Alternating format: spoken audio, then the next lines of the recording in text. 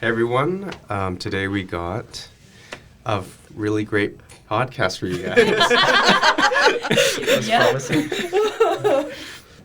Let's introduce ourselves. Would you like to go ahead? Okay. I'm Kelly. I'm the features editor. I'm back again. Electric Boogaloo. I'm Nicole. I'm the opinions editor. I'm Marcus. I'm the multimedia editor. I'm Calvin. I'm the assistant multimedia editor. And yeah, let's get started. So, our topic today is... I don't want to say it, but... furries. We just came across it, Yeah, by coincidence. We just happened to be talking about it. Just stumbled upon it. Yeah. So how old were you when you figured out what furries were? I was today years old. No. Yeah. I don't know. Probably early 2000s. So, God, how long ago was that? 15 years? I always think that community is younger than it actually is because I used to like My Little Pony. Like as a who didn't? Yeah, right. It's cute. It's really cute. But it's notorious for having a big, I was gonna make a pun. A big part of the furry fandom is in My Little Pony.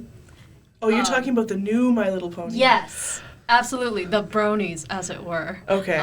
Okay, yeah. So, that was probably, the first discovery, as it were. For you. For me. The brony community was here first, okay. Or, I would Google Pokemon, and then it would just yeah. I was, gosh. 7, and I was like, Nowhere I want to safe. see Pokemon pictures.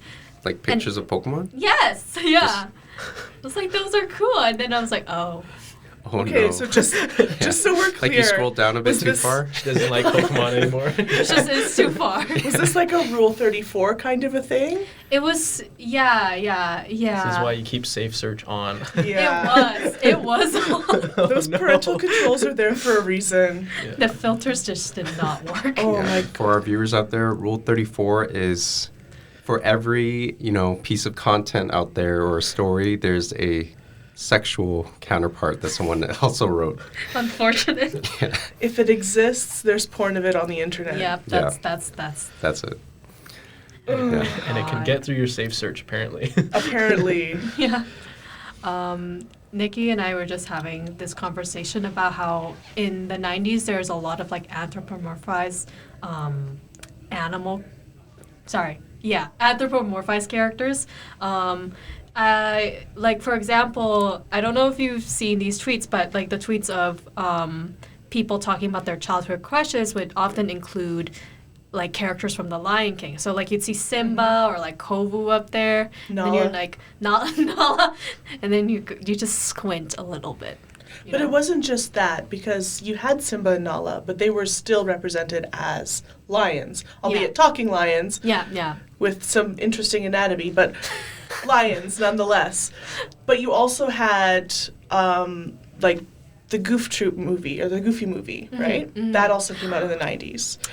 And you had Rescue Rangers and the Rescuers, and those were all anthropomorphized animals that were clearly given distinct human genders. Space Jam. Space Jam is Space another Jam's one, a right? good one. What is it? Jessica Rabbit? No. Lola Bunny. Lola Bunny. Lola Bunny. Definitely some people were just making others into furries. Exactly, right? Yeah. So the... Do you think that says more about the people who made them or the people who watched them? I don't know. It's really hard to judge intent from creators, especially, knowing some of the things we know about the secret Disney penises in artwork. Or that scene in The Lion King where supposedly Simba lays down and the petals make the word sex. I don't know. I feel like for me that the weirdest scene in The Lion King is Can You Feel the Love Tonight, where Simba is on top of Nala and Nala gives him this face. The bedroom eyes. The bedroom, Oh the my bedroom God. eyes. The worst part They about didn't have to do it like that. Oh yeah, they did not have to do that like that. The worst part about all this, sorry. No, go ahead. But you reminded me things like Lola Bunny, they would definitely very much be a character that's designed to make you feel attracted to them, because they would have these scenes that are explicitly coded as, ooh, look at how attractive this character is. They'd have, like, hearts all over them. They'd have, like, slow pan, romantic music. Like, you're supposed to feel something, which, you know, to me says more about the creators than it does about the viewers, right? Especially kind of, you know, analyzing it. But... So I guess the question is, did the 90s create a generation of furries? Or did we create ourselves? Or did we? Did they just come Just out kidding, of I'm the not porch? Can't joke. Shocking confessions here at the peak. It's just right for, like, the humor editor. Oh my goodness. I accidentally came out as a furry on the peak podcast. That's the title of the podcast. Oh my goodness. Pitches to the fucking next week. Oh my god. I was just saying to Nicky earlier that I feel really strange about toy companies these days, like, because I don't know if you've noticed, but there's a lot of poop-related toys in stores, and it angers me to no end. There's one in particular that I think of that is very disgusting to me, and it's this toy called, like, Poopsie Unicorn or something. And the slogan is, I kid you not, watch if she spits or poops. What is going on? So... Yeah. My conspiracy theory is that someone high up in the toy companies, just generally in their hierarchy, is really into scat. Like, I cannot explain why they would market this so heavily towards kids and make it an endearing thing. Like, is that not disgusting to anybody? That's a really interesting theory. That's my hot take on The poop emoji made it more commonplace, I guess. I don't Yeah, know. the poop emoji started it, but then... Ever since you brought this to my attention, I keep They have, taking like, anime pictures eyes. of poop. It's not of poop realistic toys. enough. There's so many, aren't there? Once you start noticing how Yeah. many toys there are, you just don't stop. And they all shockingly have to do with, like, grabbing it and throwing it. So I'm just like, what are they teaching these toddlers? And they all have faces too. Like, what is the point of They anthropomorphizing Yeah. poop? So I'm thinking, I'm kind of getting down with your theory here. Yeah. That someone up there in, like, the toy design company just has a scat fetish. Oh man. Hot There's takes. there's like this, like, I guess it's kind of like board game category, but it's like a plunger and everyone takes turns, like, plunging in the toilet and then Yeah. the poop shoots out. Yeah. Oh, God. It's like, I have noticed though. I'm just thinking about what I've seen, but yeah, that one stood out to me. Yeah. At least it's not the... I know that there are gag toys, like, you can put fake poop on things, but, like, for me, these sort of toys are different. They're separate from that because they're specifically, like, oh, you can collect these things. Like, oh, they're really cute. And, like, if you look at the actual design of the unicorn that's on that toy that I just described about spitting and pooping, it is very cute. But... oh my god. What's wrong with people? Oh, God. Yeah, I saw a poop frisbee. I guess when your boss tells you to make a unicorn that spits and poops, like, you just got to do it. On that note, how do you greenlight that in a board meeting? Yeah. You know, like, you're sitting around a table. For children. You're sitting around a table asking for the next hottest toy idea, and someone just, like, slams their hand down on the table and is like, I got it. Glittery poop that spits and poops. I've got the statistics right here. All the kids love it. And then the Kids boss love is sitting there pooping and like, spitting. I like it. Yeah. But what if we made it a unicorn? Like, what is the thought process for that design? I know, like, a while ago, Hatchimals were popular. Yeah. That was kind of cute. Oh, sorry. I just on this train of thought of, like, predatory toy makers. Let's talk about Furbies real quick. Furbies are the spawn of Satan, and I won't take any criticisms on that comment. I truly think, okay, someone out there was, like, this is a cute idea, right? Like, you've seen those eye dogs, I think. Like, they were popular when I was growing up in the 2000s. The ones that jump. Mm-hmm. They flip. I was like, that was really cool. But I've never thought a Furby was cute, No. It's so scary with those glass eyes and that tiny little beak.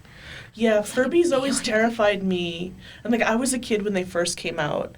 And that the creepy voice, the creepy eyes, I don't know what kind of animal this is supposed to be, but it shouldn't have ever graced God's green earth kind of a thing. It's very uncanny valley sometimes. Yes. Yeah. Definitely. I think when I was a kid, there was like Gremlins and the Furbies, and I think in my and mind they were like kind trolls. of crossed over. Yeah. Yeah. So it was kind of, I was like, those are the same thing. That's scary. Maybe they inspired each other. Like, I they think came out so. around the same time, It's right? possible. That's why I feel like the trolls also were in that era where they had that like poofy, cottony textured mane hair. Yeah. Yeah. I remember those. I never, like, That was remember not wanting really one. like. I was like, those are strange. Okay, looking. so the thing about trolls that made me really uncomfortable was they were all naked. Yes. That's true. They yes, were all I naked never remember them having with any no clothes. genitalia. And I'm like, okay, yeah, it's a kid's Uncanny toy. valley. And they're It's smiling. a kid's toy, yeah. But, like, Barbie is also a kid's toy, and she wears clothes. Why can't you put clothes on the trolls? And then they eventually did bring out dresses for the girl trolls. The guy trolls are just running around. Because apparently some of the trolls were girls, even though, I don't know, man. The guy trolls could apparently still just run around naked, but the girls had to be dressed. That's so weird. That is It's such a weird. strange, specific limitation. It's such an oddly gendered thing and then an oddly sexist thing. Yeah. Yeah, right? Yeah. Like, who asked, right? Like, this troll is a girl, and I want a dress for her. Or I'm not Specifically- buying any more trolls. Specifically, a mother complained, my child's pink-haired troll doll is naked, and this isn't right. My child's green-haired troll needs a Hot Wheels car immediately. Oh my god. Oh, jeez. The birth of the Karen. This podcast has evolved, or devolved, should I say? I don't know, we started at a low point. I don't know if we went down any more. I mean, we could go back to the topic of furries if you want. Can you believe that our original topic was something about midterms? Because Oh, this right. is what happens That'd to be your brain boring. when you're thinking about midterms, by the way. You just start... Think about anything else. You think about conspiracy theories on toy makers. I'm trying to study for my World Lit 402 midterm, but hey, let's look up furries instead. It's just a lot more engaging. Where did furries start? Where did furries start? And where are they going? Oh. Okay, that is the interesting question there. I think I think fursuits in particular are really interesting because the people that can afford them scare me a bit, because they're up to thousands of dollars just to make those things, and they must be so hot inside. Not like that, but just to clarify, they must be just so rich. Like, you hear stories all the time. My friends, they work in fine arts, and so they get a lot of commissions to make furry porn. But the thing is, those people pay a lot of money to get that furry porn. So are they just all rich? Maybe, like, I the mean, rich that's a ones very do it. and, general statement. Yeah. Yeah. Oh God. So before I actually knew all the sexual overtones to furry culture, back in my wee innocent days as a 20-something, I used to do art commissions, and I had a lot of people commission me to draw pictures of their fursonas. And I just thought it was I didn't even think about it at all. I'm like, yeah, sure, I'll draw you as a chubby bunny. I don't care. It's cute. And it was only 5 years later that I actually was introduced accidentally to the sexual side of furry culture. And I was like, oh dear. What were you doing with the drawing that I made for you? What have I done? Oh no. I think the overall culture I was discussing this with Nicky, but my threshold for like furries being in my life is very low. I'm like, as long as you don't try to have sex with animals, With actual real animals. you're okay. Also, don't wear. You ever see those pictures where like a BDSM couple is openly a BDSM couple in public, where they have a collar and like a leash? That's just weird, yeah. That's just strange. It's Please like- don't let me look at that. I mean, I don't think anyone's judging. You can do whatever you want in the bedroom, but like if you're bringing it out into the public with there's kids walking around, that's a little too It's much. a little much, yeah. I actually don't have a problem with that. Like it for me, I think it depends. Like because I think for fursuits, it's very common to have that collar thing, which like I guess makes sense. But if you're on your knees in public with a gag in your mouth, Mommy, Please, no. what's she doing down there? why does she have that in her mouth? Where's my leash? Where's my leash? Actually, I think that's the most jarring things about watching kids these days because like I see a lot of them with leashes. Well, yeah, because Yeah. they try and run off. Yeah. I don't think that's I just never saw that when Believable. I was growing up, Yeah. It No. makes sense to me now in hindsight, but like it was a little strange to me to get used to, I think. Yeah, it's just funny looking because you expect a dog at the end of the leash, Yeah. but then it's a kid. Sometimes it's like cute too. It's like backpack leashes. Like they have a. I take it as a warning. Like you know My how child bites. you know how some dogs they have orange ribbons on their leashes and that's supposed to represent don't come pet my dog. It's nervous or aggressive. When I see a child on a leash, that just triggers for me. This is a brat, and if this child was left to their own devices, they would be running through a store ripping things off of a shelf. So I just know to keep my distance from a child on a leash because that one's wild. That one hasn't been A domesticated wild yet. child. It's a wild child. They're going places. Well, rather, they're not going places because they're on a leash. Okay, They're so going places within 5 meters. I grew up in the 90s. That was my kind of formative childhood years, and we never had leashes, like baby leashes Yeah, when we were yeah. growing up, because the mindset for our parents was if this child runs into the street and gets hit by a car, I mean, this child wasn't going to survive very long anyways. Nature's just taking its course, right? That's why we had like lawn darts, for example. Huh. You know, like if your child is going to launch a spiky object at another child's head or like straight up in the air and watch it come down, like that's Okay. natural selection. My mother told me from a very, very young age, like, hey, don't, like, this is a conversation that I guess we all have, but, like, especially, I guess, for me, growing up, she's like, don't talk to strangers, right? But now I'm, I think now I'm just super antisocial as a result. But it's a very good point, but she's made me so paranoid of, like, every person that sits beside me on the bus. Yeah. Like, we never had leashes while I was growing up either. So the point of it was don't stay too far away. And if an old person sits beside you, walk away. Yep. Do you ever get a little like salty at the boomer generation who's like, A little? well, okay, specifically when they're That's like, That's ingrained in my personality as a millennial. when they're like, this generation is so antisocial, they just sit there on their phones all day, they don't talk to anyone. It's like, yeah, because your generation told us not to talk to strangers, and now we're paranoid. Don't talk to strangers except on the internet. Except on the internet. Oh, about that. I saw this like kind of meme where it was like people on the train, right? 50 years ago, everyone's looking at their newspaper. Like now Yeah. everyone's looking at their phone. So it's Yeah, like yeah. we didn't really change. We didn't. Yeah, we no just- one likes talking to strangers. Yeah, it's just finding a new way to blame the technologies we have, which is, fair. This thing is probably spying on me 24/7. I'm holding up a phone. Oh, I know they Definitely are. is. But like, I accept it. It's just we're all inevitable. gonna- Someone to talk to. Honestly, we're all gonna start getting ads on our phones and Facebook now for like furries. furry dating apps. Furry costumes. It's just calling another confession to the feed. Speaking of, I just posted this a couple days ago, but my siblings are all having babies now. Oh, So I've got like 3 nieces and nephews now, and they're all super adorable. I love them to bits.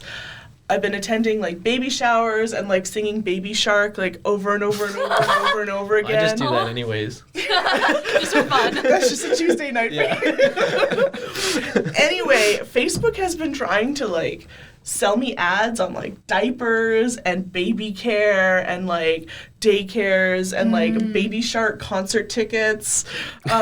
Just so you know. Just I like good stuff. They are performing live. And I'm sitting Fun here like, facts. I've beaten the system.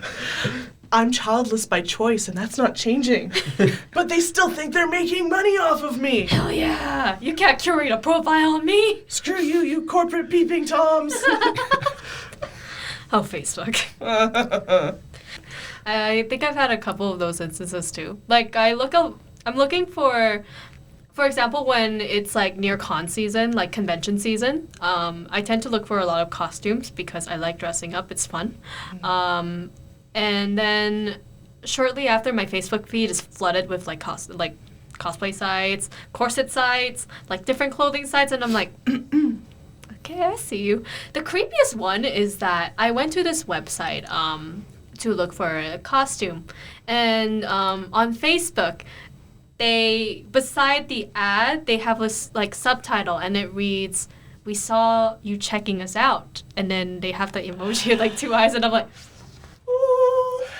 I don't like that. Please stop spying on me. I think the creepiest thing is that it does it even when the phone is off. Yeah. Oh, well, like Does- how? You mean like when it's turned off, or like when it's like? Like, I think when you, like, turn all the functions off, when you turn, like, location and, like, any kind of functionality, it still records it all the time. I mean, what is stopping this phone from just turning on when I say anything that remotely sounds like Google? Like, I've had a lot of conversations with my friends where we're just talking about something, and I'll look down at my phone, and it's like, it's recorded the last 2 sentences that I've said, like, through Google Assistant, and I'm like, Because even if you have OK Google turned off, like to turn on your phone, it's still listening for that. Because then when you open it, it's like turn on that feature. yeah. It was like Yeah. it was listening the whole time. Yeah, no matter I'm what you like, do.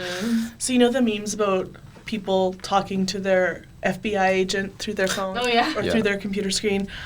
I mean, that was so last decade. This decade, it's good night, my capitalist overlord. That's so sweet. That has such a calm energy compared to the chaotic energy. Man, sorry, FBI agent. No, it's not FBI agents anymore. Yeah.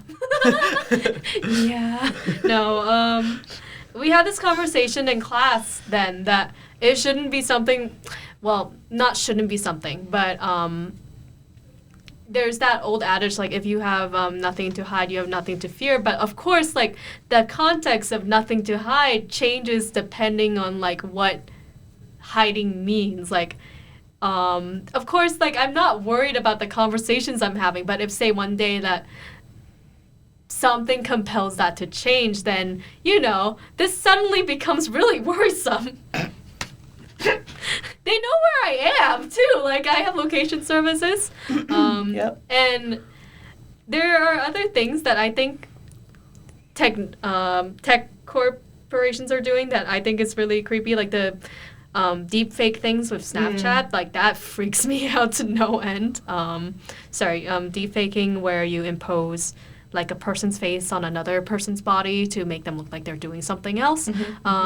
Obviously, that can get like a lot of professional people into trouble. Like, that can scandalize them, and that technology is only getting better with time, right? So, to see any sort of big tech corporation, like, I get Snapchat funding that sort of thing, just irks me to no end. Well, we can all take comfort in the fact that the climate apocalypse is going to wipe us all out before that's a problem for any of us, so. Deep fake that. Do you fake that? It's just a satellite flying through space of Earth on a loop of just everything is fine. It's fine. It crash lands onto an alien world. Yeah, it's not fine. I'd just like to point out that I took this podcast from furries to the apocalypse. I mean, Is that such a stretch? the mini apocalypse. the mini apocalypse. Do we want to switch topics to the original? Maybe Sure, like let's talk midterms? about midterms. I have a bit of a, not really a complaint, but a concern. And it's not about my midterms. I actually don't really care. It's my last semester. I'm completely out of caring about my grades at this point. But I've noticed a trend in my classes, and just for clarification, I'm in FAS. That's FAS, as in arts and social sciences, not applied science. Right, yes. Of professors not calling a midterm. And this frustrates me. I have a midterm this week coming up that's being marketed as a quiz. And I'm like, if it's a quiz, it's 10 marks and they're multiple choice. But why is it 50% of my grade? Not 20% of my grade, 5 short answers, and a goddamn essay. Wow. That is not a quiz. And I understand that you're trying to make us not freak out about it, but this is a third year class. I'm pretty sure we can all pull up our adult pants and take a midterm as a midterm. We don't need to be told it's a quiz, you know? Or an in-class paper. No, this is a midterm. Call it what it is. You know, and I've made this comparison before. It's like going clothing shopping as a woman. Yeah. You know, you go into one store and you're like, okay, I'm a size 11. Mm-hmm. And then you go into another store and you try on the size 11s and they're like 5 sizes too small. And you're like, well, I guess I'm a size 20 now. It's the same thing in classes. Like, I don't know, is this actually a quiz? Is it an exam? Is it a midterm? Just call the thing what it is. I have so much on my mind already. I don't want to be trying to figure out how many shits I need to give about this exam. I am, yeah, I'm currently in that sphere before midterms where I pretend it's not happening. Like, I have 5 things I'm thinking about at the moment that just distract me too much to put down my head and conduct mitosis. High school biology. I would just like to interface with my textbook, but I cannot do that. And it hurts me deeply. But at the end of the day, adrenaline pushes me most. I have my textbook out, and then I take out highlighters and pretend I'm doing something. That's my midterm studying method. I think you're right in the way that at this point in my academic career that slowly my grades have become less important to me, but that's not because I've stopped trying. It's just that I have a lot of other things that I'm working on that I've stopped figuring out how to balance my time. Balance? What's that like? Fell a long time ago. Did I have a schedule today?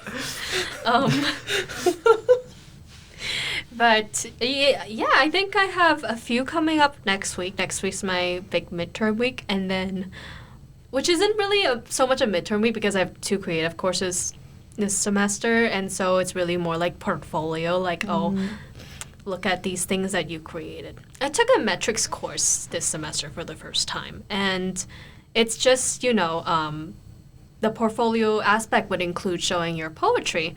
And that part makes me especially nervous because most of my poetry in the past has just been me writing down sentences and then pressing enter repeatedly. Yeah. Did that work? It did a little bit.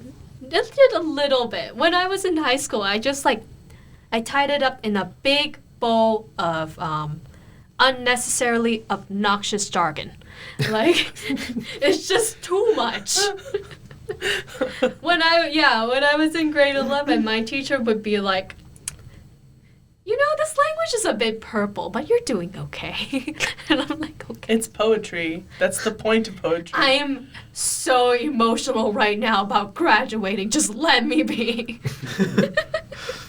I once wrote a poem about a bug on the side of the road while it was raining. Oh. And about how much I really wanted to just stare at this bug, but I really needed to go to work. That's really cute. It's really awesome. Is it like a ladybug? Just on the floor? Well, that was the thing. It was like this weird beetle that I'd never seen before. Ooh. So I'm like, I really want to just, Look at lay this on the bug. grass and stare at this bug, but I got to go to work. And I see slugs on the sidewalk. Screw capitalism. Look at bugs. Be an entomologist. Disregard employment. Stare at bugs. Entomology. Entomology? Yay! Yes, that's the word that I was talking Big about. word. Bugs. We have the biggest words at the beginning. Biggest. Look at all these words we have. That's at least 5 words. Another thing that makes me nervous. Dang. We keep a count, at the end of the podcast, just how many big words that we use. That's what I'm thinking. Like, wow, that's at least That's 5. That's at least 5 words right That's there. a very No, big just word. I mean, it's not wrong. True. Give that feedback in the next meeting. Very large word here. That has to Yeah. be our since If ticker. At least 5 supercalifragilistic words since 1960. It's not wrong. It's not wrong. It's just not correct. Ow. Another type of midterm that scares me is I admire your commitment to stay on topic. I'm doing my best, especially because I veered the conversation in so many wild directions.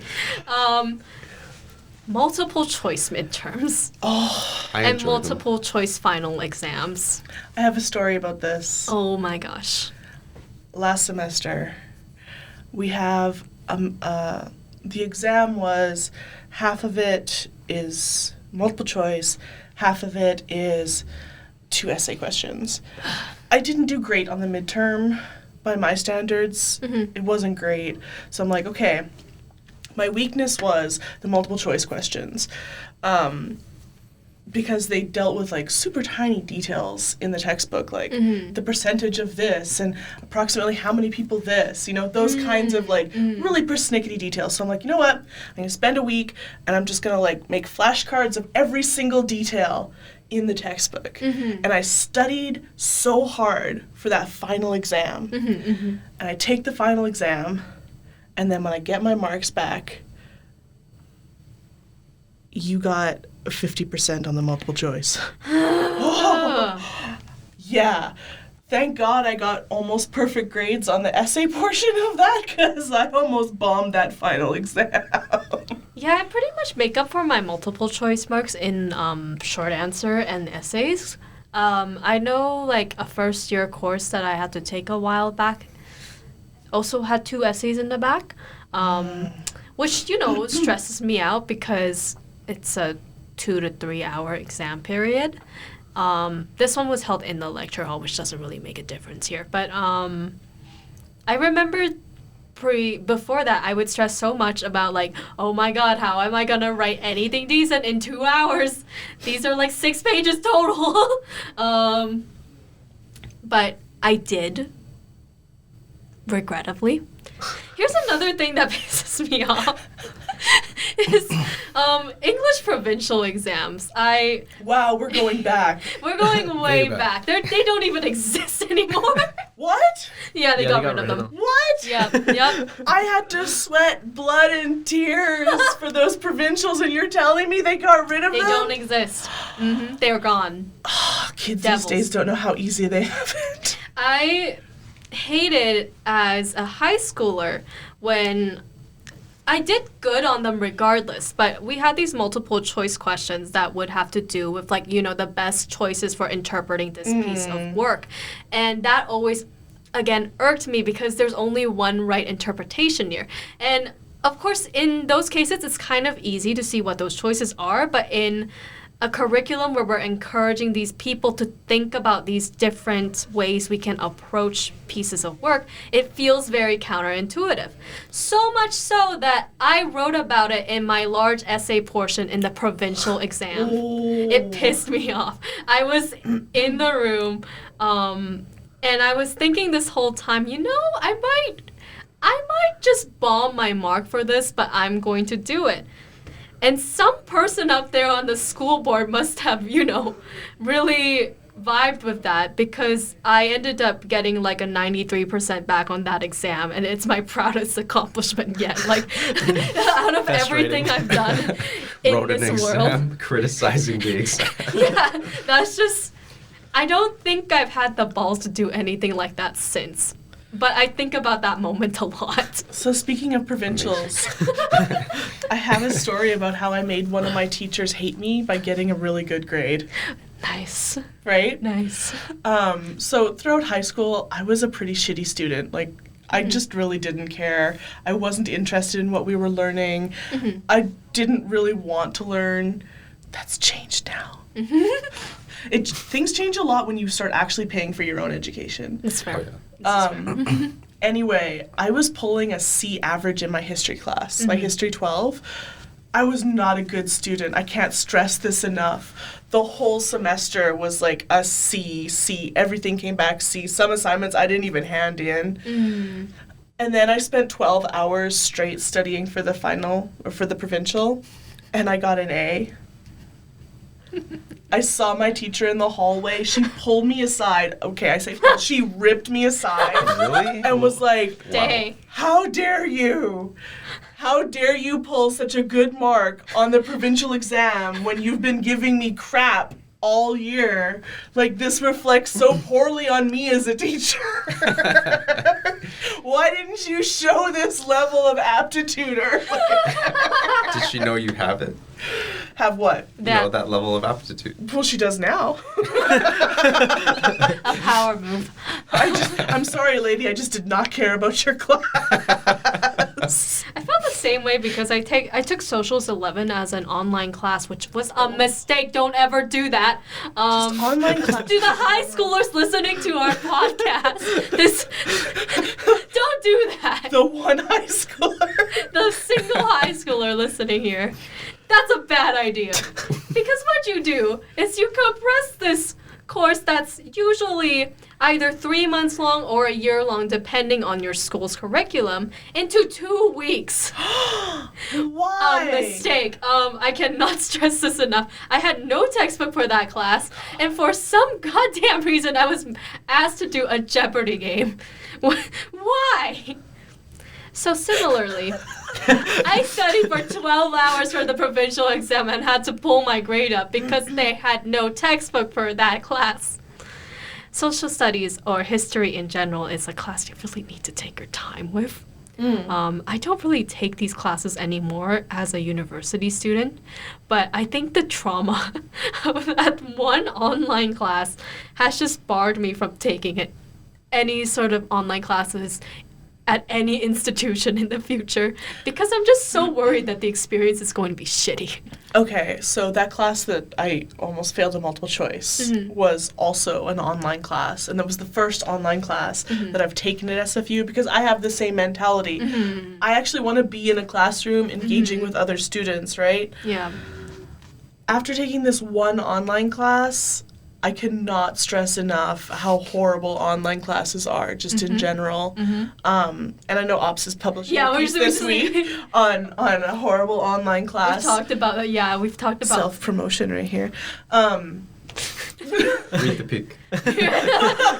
You're not reading the peak at this moment. Oh. Read it right now. Read it Just right close now. this and read it right now. Pause the podcast. We should just do a podcast where we just read the peak out loud. That's a good idea. Best stories this week. The best. Ooh. Okay, And so you read what? the whole thing. Yes. We read. No spoilers. Read the whole thing. Wait, including the giant ads that we get. So yeah, speaking of online classes, what are your worst experiences with online classes? Have you guys taken Online online class. classes? I haven't taken one yet, but Don't do I've it. been planning on taking one. No, don't do it. Just in high school. Honestly, my grade dropped 3 whole letter grades from my average in that class. What? Yeah. It's an insane thing. Like you expect it to be easy. as a student, when you're pulling like good grades, like consistent grades through your entire 4-year career, and you encounter a class where your grade just drops 3 levels. Yeah, that's very jarring. That it's jarring, but you also kind of have to look at it like, is this actually my fault? Because I have a track record here, guys. I'm doing good. I think this is the fault of the course. No, absolutely. Yeah, like, it's your track record, like, you know. The worst part is I always tend to gravitate towards those courses when, specifically, I'm feeling a bit burnt out from, like, school. And then that just doesn't help. Like, it makes things worse.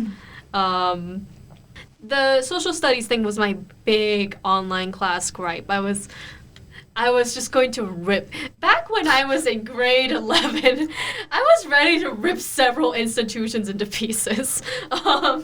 So how did we get from there to the, honestly, the peak meme of Kelly being, love yourself, be good to yourself? Well, honestly, I don't think I did a very good job at doing that. Let's be honest. And that's not because I wasn't, I'm still, in my heart, ready to tear apart some institutions, just to be clear. But I think, especially in grade 11, and I went over this in, like, an ops piece. That's what we're memeing about. But a lot of people my age, they tend to make a lot of self-deprecating jokes, you know. So especially when I was in grade 11, that would happen a lot. And it would correlate with this academic stress as well. So I'd be so pissed at everything, and then I'd be like, I want to burn this world. I want to die. But eventually your girl was like, that's not a solution. That's not healthy. That's not healthy. So for people who don't read The Peak often, how dare you? Kelly wrote this piece for me where she basically said we need to introduce some like self-affirming humor into our lives. And it was such a wholesome piece that everyone who read it in the office just had like this uplifting moment of like self-affirmation, and like there were tears. It was like a religious experience for some people in the office. I wasn't at the postmark for this piece, and I regret that heavily. So Kelly has now been memeified at the Peak as this like semi-deity paragon of like self-affirmation and self-care. Anytime anyone in the office now makes a self-deprecating They have to joke, apologize to me. we have this thing where it's just like, I'm sorry, Kelly. Kelly might not even be there. It's just like, It's just their me in spirit. I'm so sorry, Kelly. You know, days without self-deprecating humor, 0. To be clear here, I think my piece specifically was like, obviously it's difficult and kind of jarring to just switch to self-affirming humor after you've spent so long like talking down to yourself, but like that doesn't mean that, you know, feeling bad is a bad thing, right? Like I don't think I communicated that explicitly, but it's just, especially in times of stress, we just tend to bully ourselves a lot. So it's just one of those things that you want to be like, you're not being very nice to yourself.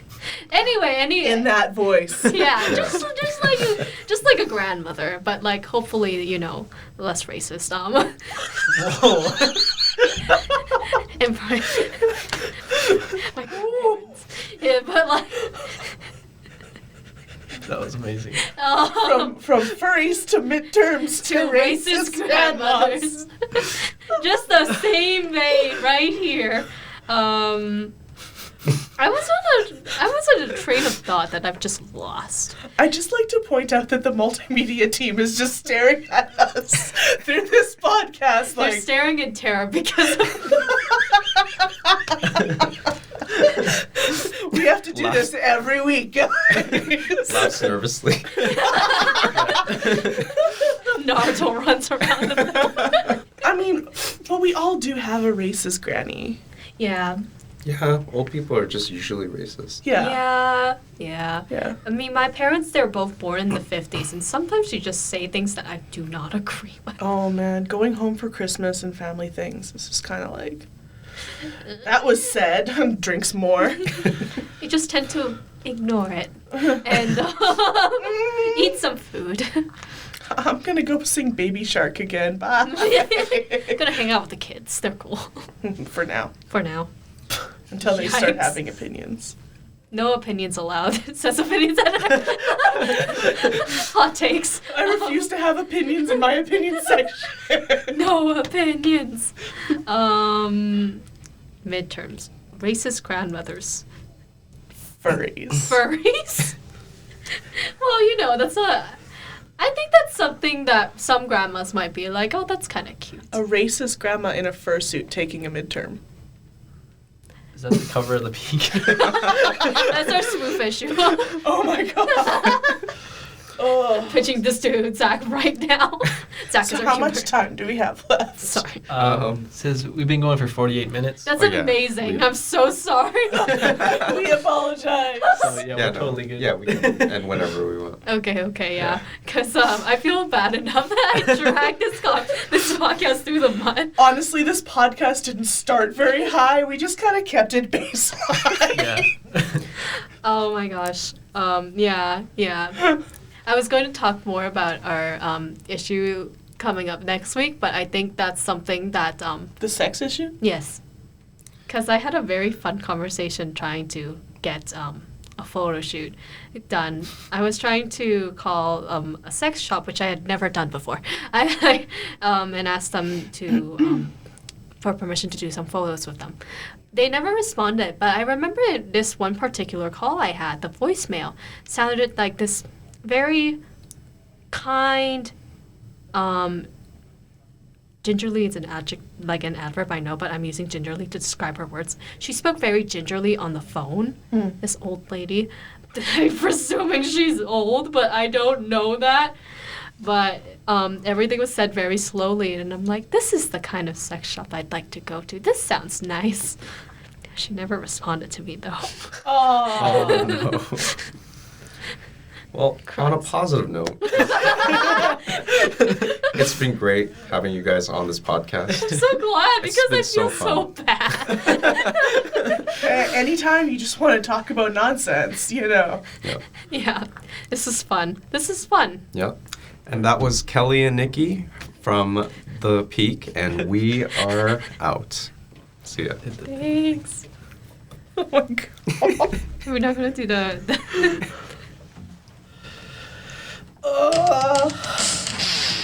Thank you so much. This had the custom song. How's Naruto running? We just knocked one out. The Dad.